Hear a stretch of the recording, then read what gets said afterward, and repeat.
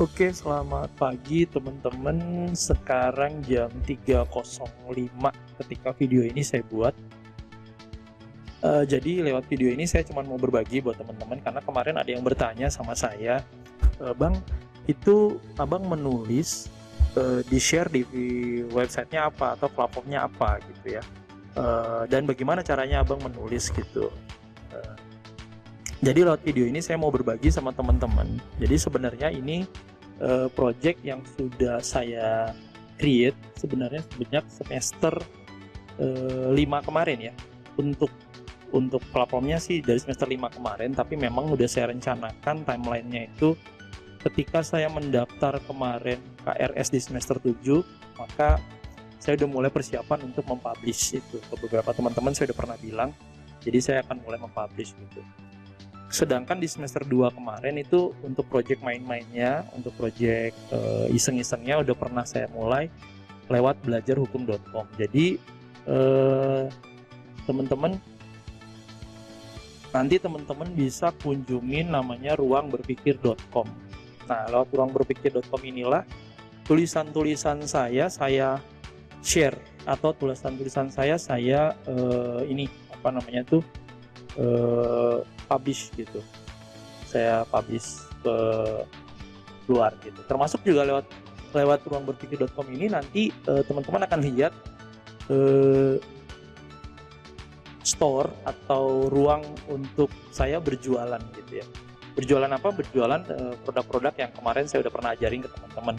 Karena kan kemarin ada yang bertanya, Abang jualannya lewat mana? Nanti saya kasih info. Jadi tampilannya seperti ini teman-teman, websitenya ruangberpikir.com. Jadi ruangberpikir.com ini memang untuk domainnya sudah saya persiapkan sejak semester 5, bagaimana tadi saya bilang, tapi baru mulai saya publish di semester 7. Sedangkan untuk belajarhukum.com itu kemarin project main-main di semester 2 gitu. Nah, ruangberpikir.com dibagi ke dalam 4 kategori tulisan, yaitu hukum, politik, case story, dan inspirasi, dan satu lagi ada toko atau store gitu ya, gitu, toko atau store. Nah, untuk kategori hukum, politik, dan case story itu penulisnya masih sampai saat ini saya sendiri, sedangkan kalau untuk inspirasi penulisnya pakai nama pena, namanya Dharma Putra. Sebenarnya saya juga.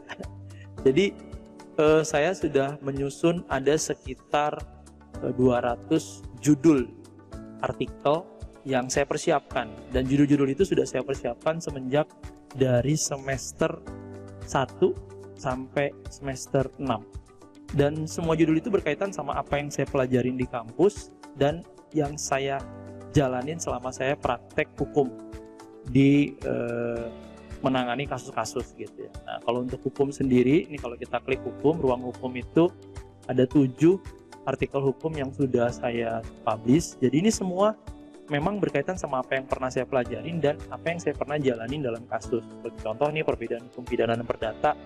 Ini kenapa saya nulis ini, karena ada satu kasus yang awalnya perdata tiba-tiba menyerempet pindah jadi pidana.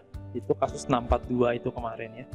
Lalu prosedur perceraian, ini kenapa saya mengangkat tulisan tentang hukum perceraian, karena memang banyak kasus perceraian yang saya tangani. Lalu kenapa hukum waris, ini pernah saya nanganin satu kasus di Depok berkaitan dengan hukum waris. Lalu kenapa saya nulis tentang perlindungan konsumen dalam transaksi online, ini karena saya pernah bantu temen waktu itu kena penipuan belanja online gitu. Terus ini ada perlindungan data pribadi, kenapa? Karena juga berkaitan sama kasus 642, tapi ini kasusnya bergeser ke kasus pidana, waktu itu pernah ditangani di Polres Bekasi. Dan menariknya ketika saya menulis ini juga beberapa hari kemudian ternyata kemarin akun Facebook saya juga digunakan atau disalahgunakan oleh seseorang gitu, dan saya laporkan ke Polda. Lalu kenapa saya nulis tindak pidana ITE, ini berkaitan sama pelajaran saya ketika itu di semester 4 hukum cyber, dan itu beberapa kasus yang cukup menarik untuk saya gali. Lalu saya tertarik untuk menulis mediasi dalam perkara perdata karena memang dalam beberapa perkara saya melihat dan saya menjalani dan mengalami proses mediasi itu sendiri.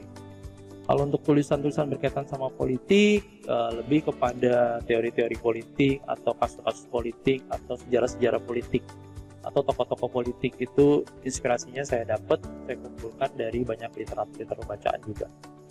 Lalu kalau untuk case story, memang saya spesifik mensoroti kasus-kasus yang berkaitan dengan korupsi, tapi saya juga mengangkat kasus-kasus lain seperti kasus-kasus kejahatan yang lama, juga kasus kejahatan internasional, kasus pembunuhan yang tidak terungkap. Itu saya coba listing dan coba saya jadikan bahan tulisan. Kalau untuk inspirasi, ini berkaitan sama dunia psikologi dan motivasi yang memang itu adalah bidang yang kebetulan buku-bukunya saya punya banyak di kuliah saya dulu sebelum saya mengambil kuliah hukum gitu ya. Nah, ruangberpikir.com ini jadi semacam media untuk saya mengaktualisasikan diri dan membranding diri saya sebelum saya proses lulus. Makanya tadi saya bilang, saya mulai mempublish ini di semester 7 dan target saya itu nanti selesai semester 7 total target sekitar 200 sampai 240 artikel itu sudah terpenuhi gitu, dan sehingga nanti sudah akan sangat powerful banget untuk bisa SEO gitu ya, untuk bisa nanti juga ditanamkan iklan Google. Jadi nantinya ruangberpikir.com akan bisa menghasilkan uang lewat Google Ads gitu. Nah, buat temen-temen, oh ya satu lagi. Lalu kalau story itu apa? Story itu nih di sini ada iklannya juga, bisa lewat dari sini kliknya atau dari sini kliknya. Jadi kalau kliknya begini, kalau misalnya nanti pembaca ngelihat klik, nanti ini isinya adalah jualan-jualan saya yang berkaitan dengan dokumen hukum. Jadi kalau teman-teman klik beli sekarang, larinya ke link ID punya saya, dan ini udah teman-teman lihat lengkap dengan copywriting jualannya. Jadi kan kemarin saya pernah bilang saya jualnya lewat platform tertentu gitu. Jadi saya cuma tinggal mengcopy ini dan saya share di Facebook, saya share di Instagram, saya share di WhatsApp group, dan banyak orang yang tertarik untuk beli gitu di sana gitu. Jadi saya menggunakan halaman ini sebagai iklan di Facebook Ad gitu, di RBC Store ini gitu. Jadi lewat halaman jualan ini saya cukup dapat banyak profit, bagaimana saya pernah cerita sama teman-teman. Sampai sekarang pun tetap setiap hari kadang ada aja 1, 2 ya dapat 100.000, 200.000, lumayan lah. Nah, teman-teman, lalu pertanyaannya sekarang, bagaimana caranya abang membuat kok bisa nulis gitunya gitu, produktifnya menulis. Jadi teman-teman, sebenarnya saya sudah menyusun lebih dulu, kira-kira dari semester 5 saya sudah menyusun seperti ini. Saya buat timeline begini, jadi saya buat semacam dashboard progress, saya sebutnya dashboard progress. Saya tentukan dulu 200 judul yang dibagi ke dalam 4 tema hukum, politik, kasus hukum, dan inspirasi. Dan dengan target dalam satu hari saya menulis 4 artikel, bukan menulis ya, tapi mempublish. Tentang menulisnya mau berapa lama ditulisnya itu terserah, tapi dalam satu hari 4 artikel terpublish gitu, dipublishkan gitu. Jadi saya bagi itu ke dalam masing-masing kategori, satu kali publish dalam satu hari. Jadi kalau saya targetkan, saya mulai di tanggal 25 Agustus untuk publish di awal, walaupun kemarin kan saya publish di awal itu sudah dari tanggal 12 ya. Itu targetnya untuk 200 artikel yang sudah tersusun judul itu, saya akan bisa menyelesaikan publish di tanggal 31 Oktober 2025. Itu untuk 200 judul. Lalu untuk 40 judul berikutnya itu belum saya susun judul-judulnya apa aja, tapi untuk 200 judul ini sudah saya siapkan judul-judulnya apa aja yang saya mau tulis. Pertanyaannya adalah, dari mana dapat ide tulisannya, dari mana dapat judul-judul ini? Nah, yang pertama tadi kan saya bilang, sebenarnya yang saya tulis itu adalah apa yang saya pelajarin di kampus. Idenya bisa dapat dari apa yang diajarkan oleh dosen, atau apa yang saya tanyakan, keresahan saya yang saya tanyakan, atau hasil diskusi dari teman-teman di kelas, ataupun juga hasil diskusi kita ketika kita ketemu gitu. Contoh kayak kemarin kan saya pergi ke Polda ditemani oleh Salsa, Ilham, Mahdan, dan Palenon.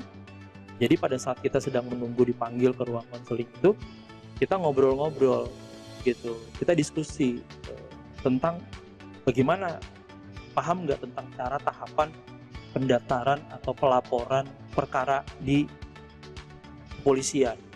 Nah, itu menjadi ide tulisan buat saya. Jadi saya sedang menyusun, kemarin itu saya ketik dulu di handphone, di note, lalu saya pindahkan ke catatan saya, baru nanti saya pindahkan ke dalam timeline seperti ini. Jadi saya dapat ide tentang tata cara pelaporan perkara pidana atau kejahatan di instansi kepolisian. Nah, itu kan banyak tuh masyarakat yang sebenarnya pengen tahu gimana sih tata cara ngelapor perkara pidana di polisi.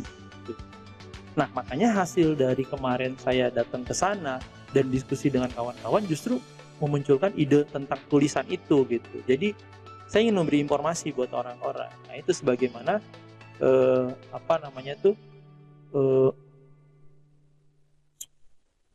visi misinya ruangberpikir.com, yaitu platform untuk informasi, edukasi, dan inspirasi. Jadi saya ingin memberikan informasi, memberikan edukasi, dan juga memberikan inspirasi buat para pembaca saya.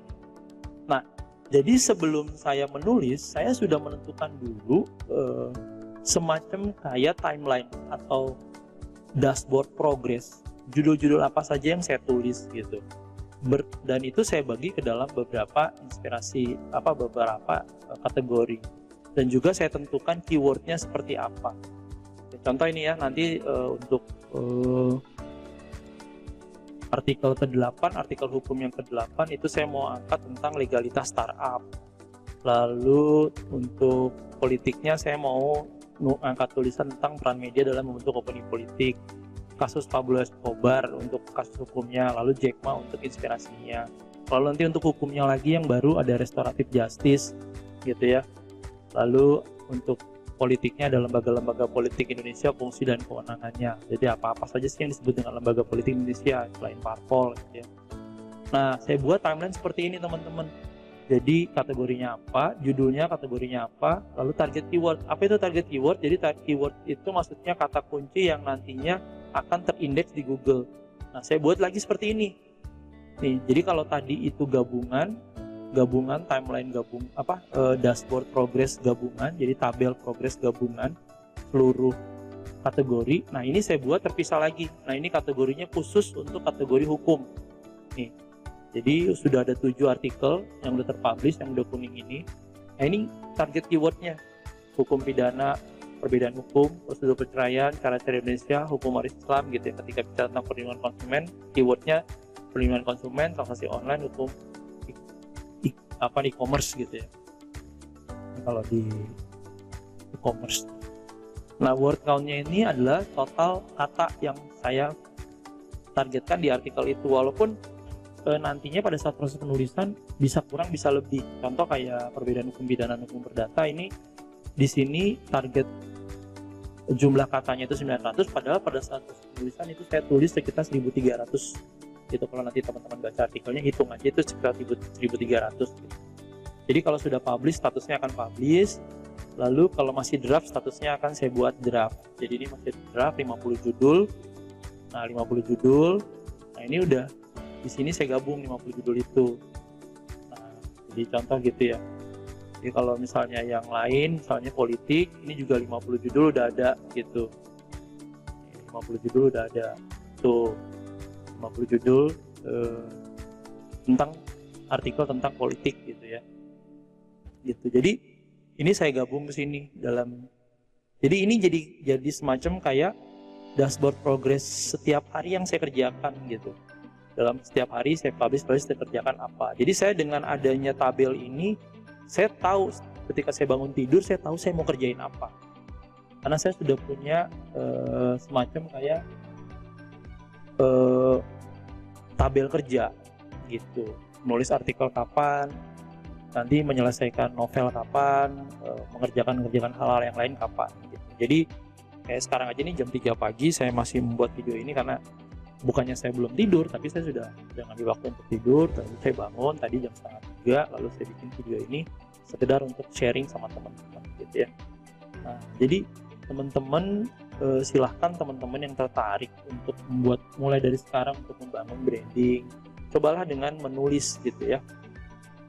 Tulislah artikel-artikel umum, artikel sederhana, jangan usah terlalu ilmiah. Saya sendiri menulis dengan bahasa yang casual, bahasa yang sehari-hari, bahasa yang santai, bahasa yang nggak ribet, nggak terlalu ilmiah, yang kalau dibaca sama orang-orang biasa juga kena gitu. Nah, teman-teman nanti bisa belajar banyak buku-buku berkaitan dengan teknik menulis artikel, gitu, teknik menulis novel juga ada, itu bisa dimanfaatkan, digunakan gitu. Jadi karena kenapa? Karena kalau kita menulis artikel SEO itu nggak perlu sampai 5.000 kata gitu, nggak perlu seperti skripsi yang repot, tetap kita terbatas saja di angka 1.000 sampai 2.000 kata itu maksimal untuk penulisan SEO atau sebuah artikel. Jadi kalau teman-teman nulis itu paling cuma 1,5 lembar lah. Kalau saya rasa sih, kalau teman-teman fokus nulis 1,5 lembar terhadap satu tema, itu mah dalam waktu 1 jam 2 jam juga teman-teman bisa, selama bahan-bahannya sudah dikumpulin gitu ya. Dan jangan biasakan kalau menulis mengandalkan sarana AI. Jangan terlalu membiasakan diri untuk seperti itu, karena nanti teman-teman akan rugi sendiri sih. Jadi kemampuannya nggak terasa dengan baik. Nah, teman-teman, sekedar sebuah ajakan sharing, saya mau mengajak teman-teman yang tertarik untuk menulis, belajar untuk mulai merebranding diri, untuk bergabung di ruangberpikir.com gitu. Kenapa saya bilang begitu? Nah, kan teman-teman yang khususnya muda-muda ini kan tahu ya, ada yang disebut dengan jejak digital. Kenapa sih alasannya saya mulai menulis ini di semester 7? Kenapa nggak di semester 2? Karena kalau saya nulis ini semester 2, maka orang masih mempertanyakan dan meragukan pengetahuan saya. Tapi kalau saya mulai mempublish ini di semester 7, orang sudah mulai yakin bahwa memang saya pantas, karena saya sudah mulai punya pengetahuan. Dari semester 1 sampai semester 6 saya sudah cukup banyak makan ilmu pendidikan hukum itu. Jadi sudah pantas lah kalau saya menulis gitu kan ya. Dan orang tidak lagi mempertanyakan saya lagi gitu tentang pengetahuan saya tadi. Tapi kalau baru semester 1 terus udah nulis tentang hal-hal yang di semester 6 rasanya kan pertanyakan orang gitu ya. Nah, itu yang pertama. Jadi saya pengen membranding diri saya. Khususnya nantinya memang di ruangberpikir.com saya akan, setelah 200 artikel itu, saya akan lebih fokus menulis artikel yang spesifik berkaitan dengan pidana korupsi, pidana korporasi, dan pidana pertambangan. Jadi target tadi 200 artikel tadi nih yang ditarget di tanggal 31 Oktober. Nih, tanggal 31 Oktober teman-teman kalau bisa lihat nih ya, ini saya blok. Nah, tuh tanggal 31 Oktober nih targetnya di artikel ke-200. Maka setelahnya itu artikel-artikel di bawahnya nih, artikel hukum 51, artikel hukum 52, artinya artikel hukum ke-51. Itu saya akan lebih spesifik, hanya akan membahas kepada tema bidang yang saya mau kejar. Dan itu kan saya targetkan ketika saya nanti sudah masuk progres di skripsi dan bidang skripsi serta kelulusan. Jadi saya pengen orang tahu saya tertarik di bidang mana dan punya keahlian di bidang mana. Nah, teman-teman, tadi saya bilang ini untuk branding. Yang kedua, coba teman-teman pahamin bahwa ada yang namanya jejak digital. Jadi jejak digital itu memang susah untuk hilang. Jadi kalau kita sudah menulis hari ini, 5 tahun lagi tulisan kita masih bisa dibaca orang gitu. 5 tahun lagi tulisan kita ini masih bisa dibaca orang. Terus 10 tahun lagi juga tulisan kita masih dibaca orang. Selama memang server dari si website ini masih terpelihara, maka akan dibaca orang terus gitu. Jadi sebenarnya cukup menulis 200 artikel, habis itu nggak tulis-tulis lagi, atau nulis 240 artikel, habis itu nggak nulis-nulis lagi. Tapi sampai 10 tahun ke depan potensi kita tetap dikenal orang tuh ada gitu ya.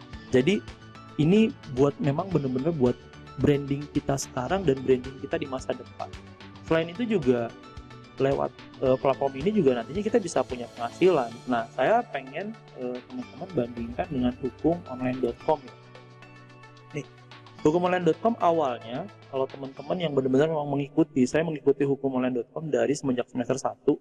Awalnya mereka belum ada yang namanya platform pro. Jadi ruang pro ini belum ada. Terus belum ada yang namanya University Solution, belum ada gitu ya.